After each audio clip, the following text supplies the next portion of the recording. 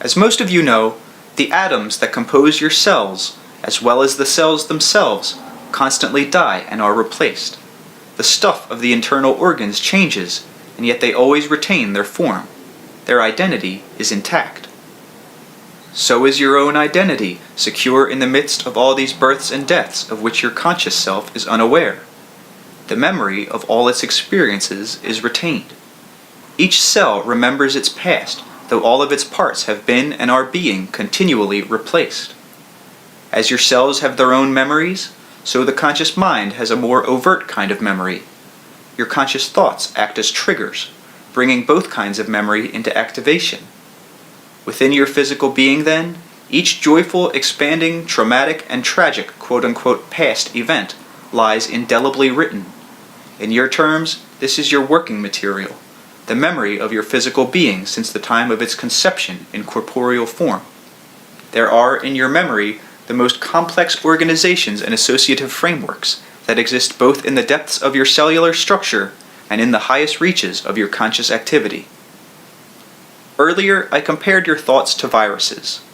Think of them now as living electromagnetic cells, differing from the physical cells in your body only in the nature of their materialization. Your thoughts direct the overall functioning of your body's cells, even though you do not consciously know how those cells operate. The work is unconscious.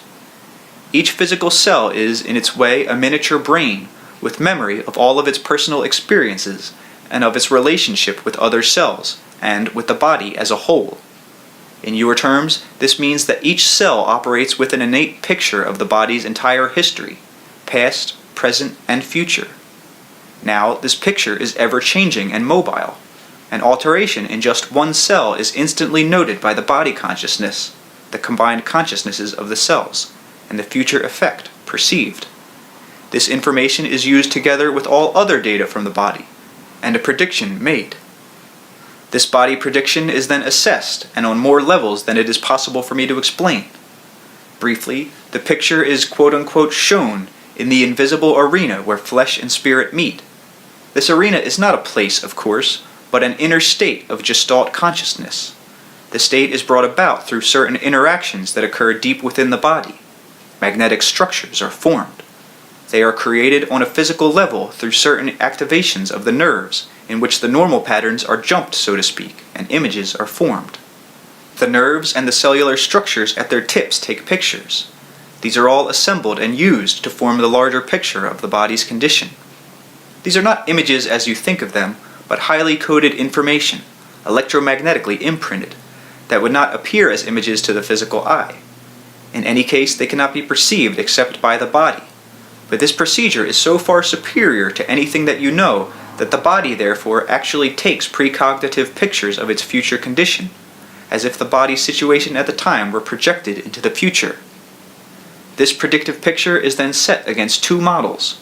First, it is checked against the body's ideal standard of health in its individual case, its own greatest fulfillment. Then it is checked against the image of the body sent to it by the conscious self. Correlations are made instantaneously. In an organizational framework that would certainly be envied by the most advanced technological concern, communications spring back and forth with great rapidity.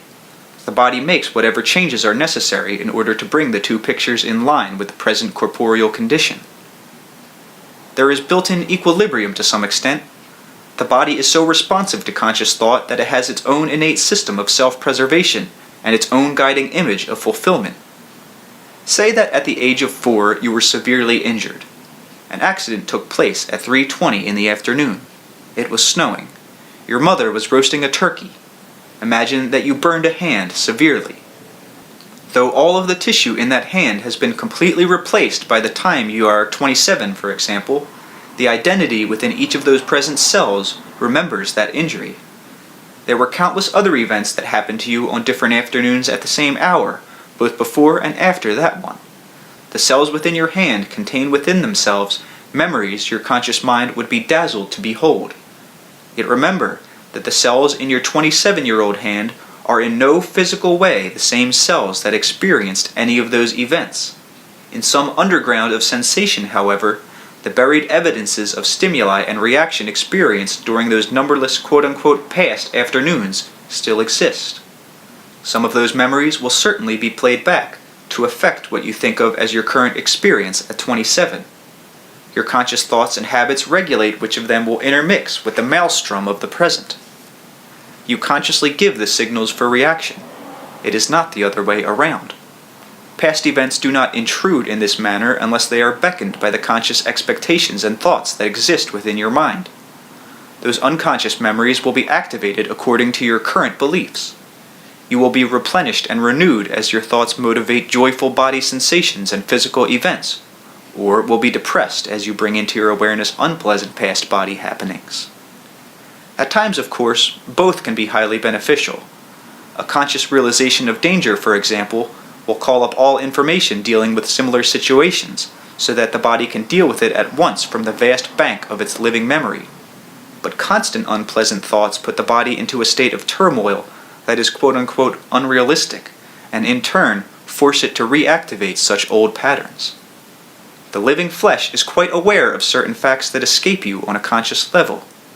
It knows it dies and is reborn constantly, and yet retains itself. I use the term quote-unquote dies and quote-unquote is reborn because you make sense of them, but the body does not. The body, while being always itself, comes and goes.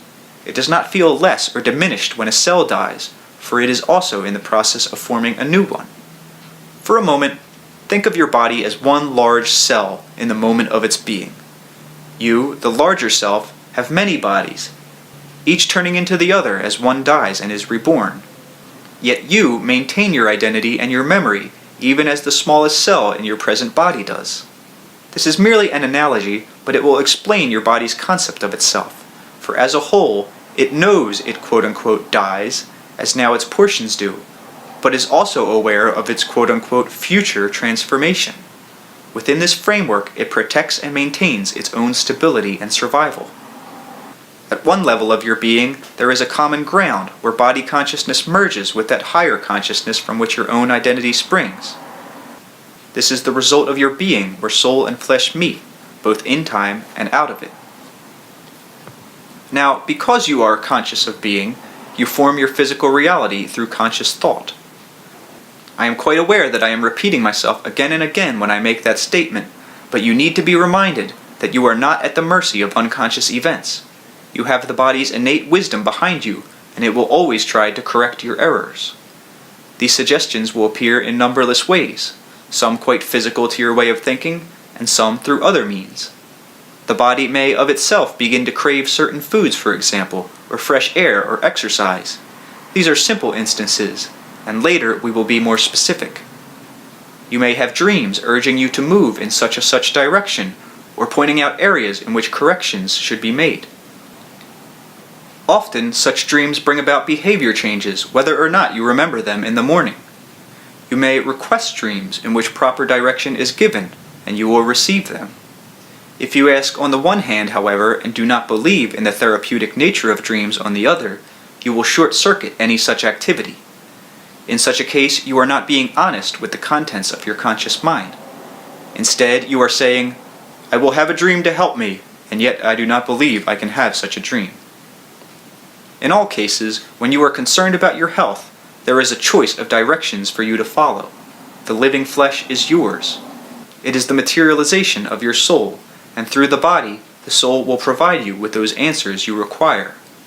In the next chapter, we will begin to discuss those methods that can be used to refresh and heal the body, and that will help you arouse from within the physical form those memories and experiences most to your advantage. For best results, you must remember that ideas are as alive as the cells within your hand. End of chapter.